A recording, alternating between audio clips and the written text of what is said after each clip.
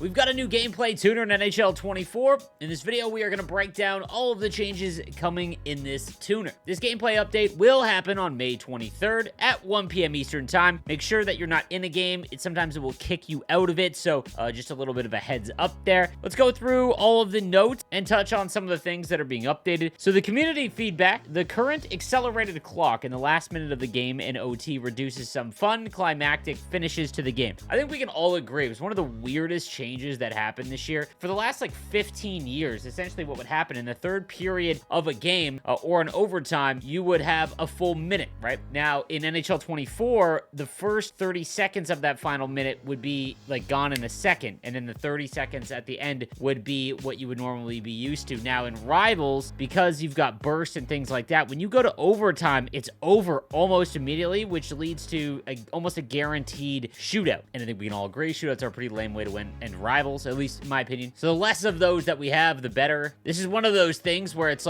sick change, but why did it need to happen in the first place? But nonetheless, it is nice that they list and they went back to that final minute. The one thing that they don't explain here is did they make the games longer? Is it just adjusting the time in the remainder of that period? Because in all the other periods, obviously, if it's set to 4 minutes, it scales and you get down there. But in the final minute of the third period, is it add on an extra 30 seconds of real time? Or I'm not really sure. They don't really state that here. All right, the next section of this tuner. We want to continue to create more incentives to use underutilized X factors and allow players to develop strategies. So this has been a common theme that we've seen over the last few months. EA has tried to increase the usefulness of some of the X factor abilities so that you actually use them more. I want to be clear here because obviously anytime you talk about AP or ability changes, well, if you've been around for a few years, you all remember AP Gate. When it comes to this stuff, EA has a tracker that will show them the percentage of players using an ability. And then at the end of the year or the beginning, the launch of the game, they will make adjustments to cost based on the data that we have used as a player base in terms of what abilities are actually being used. So what they're doing is they're going through the least used abilities in the player base. Now, a lot of this data, though, is kind of skewed because there's a lot of cards that just don't receive certain abilities, and the most popular ones have a certain set of abilities, so they're obviously their use is going to be higher. But nonetheless, this is a good approach. And the other thing I want to note, and the other thing I want to mention about, increasing the usefulness of X Factor abilities, I really like the fact that they improve upon the lesser used abilities as opposed to decreasing the effectiveness of some of the more popular abilities. I think that the way you get a game, not just NHL, but any video game, to a level where the most amount of things are able to be used is not by buffing and nerfing different things. I think that if something is deemed overpowered, you bring everything else up to it so that there can be a debate. Because too often you get into this landscape of, okay, we're going to nerf, make it snappy, but we're going to improve Schneip, and all we've done is just traded the two, and we're in the exact same situation. So I do like that they are basically just increasing everything so far. So let's talk about some of these abilities. Schneip. Increased Schneip's zone and superstar bonus to shot power on settled wrist shots by 50%. This is actually pretty huge because in NHL 24, one-timers just aren't a thing, or slap shots are very rare, especially in the higher end of the game. You just don't see them because the goalie just stops them, especially one-timers. But more than this, Make It Snappy only activates on snapshots, which is just flicking up, and we've seen that it is legit probably the most useful offensive ability in the game because wrist shots are very effective in this game, but few people actually shoot them right. You've actually got to pull back a little bit before you fire it. If you've ever played Hut Rush and actually tried to get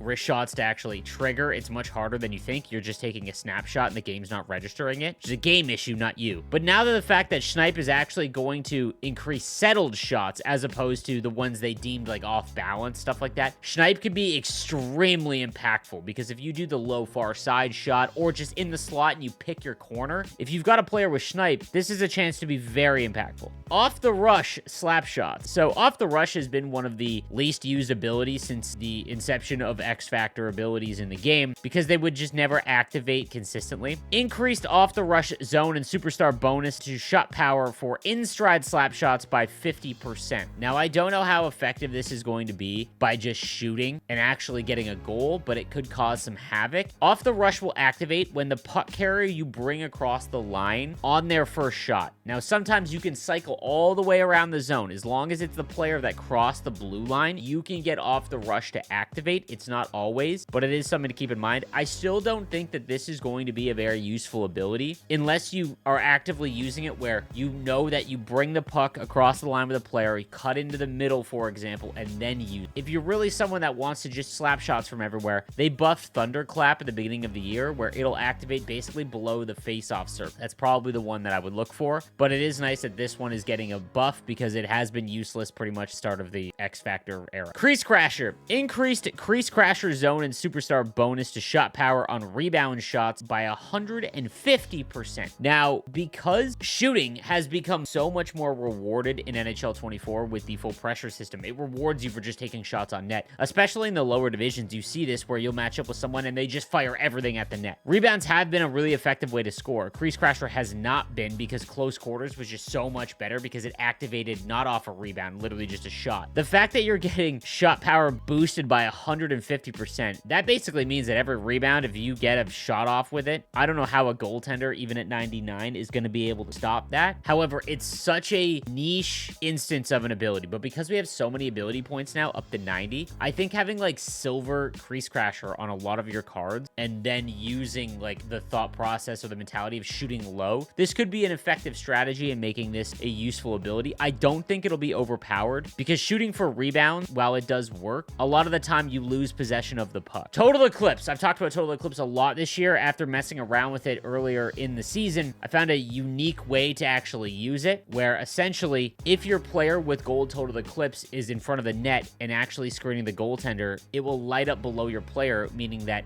that goaltender is in a screened state. So even if it doesn't look like it from the actual goalie animation, it's being treated as a screenshot, and Total Eclipse, gold Total Eclipse, will light up showing you that that goalie is, meaning that you can just shoot then and you're in a better chance scoring. It's increasing the impact to goalie screens by 20%, making it a little bit more impactful. Again, I don't know how useful this is going to be because gold Total Eclipse will actually show. Silver doesn't light up because it just has that star always, and having gold Total Eclipse on your player, there's definitely better abilities. Like Make It Snappy or Snipe now, for example, that are a little bit more constant. But if you're someone that takes a lot of point shots, goes for tips, definitely not a bad thing that Total Eclipse is getting a buff. No Contest. Now, No Contest is one of those abilities that is more impactful at the beginning of the year as well as in World of Shell, because in World of Shell, your builds are really low overall rating of the actual attributes you have compared to HUT. So like in World of Shell, Magnetic, for example, is a useful ability. No Contest is as well, but basically No Contest allows you to get those 50-50 puck battles. Offensive Awareness is the attribute, from my understanding, that really ties into that. And once everyone gets to 99 offensive awareness, it all but eliminates the usefulness of this ability. It's why I think it's one of those abilities that is more useful at the beginning of the year. They increased the No Contest zone and superstar bonus to 50-50 puck battles by 10%.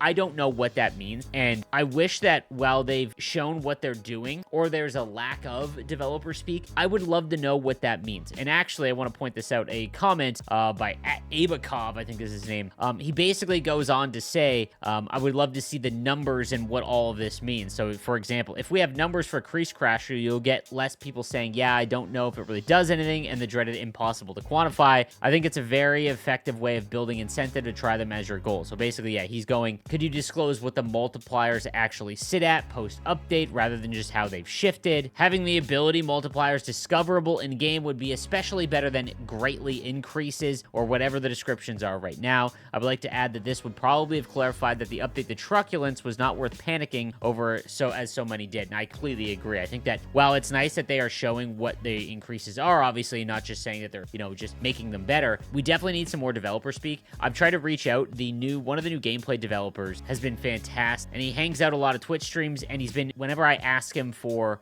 detailed things, he's done a really good job and just coming back to me like, this is exactly what this does. So maybe I reach out to him and I'll put together another video about maybe there's some more in-depth things that like what No Contest actually does and how the developers buy it. So let me know what you think in the comments section down below. In terms of this update specifically, Snipe I think is the one that I am most interested in trying out because I take a lot of wrist shots, those settled low far side wrist shots. It's kind of like just my habit goal. Everyone's got a habit goal that when things break down, that's the one they look for. And Make It Snappy has been better by just flicking up. So I'm curious to see if Snipe will become just as effective. Let me know what you think in the comment section down below. I'll see you next time. Have a good one.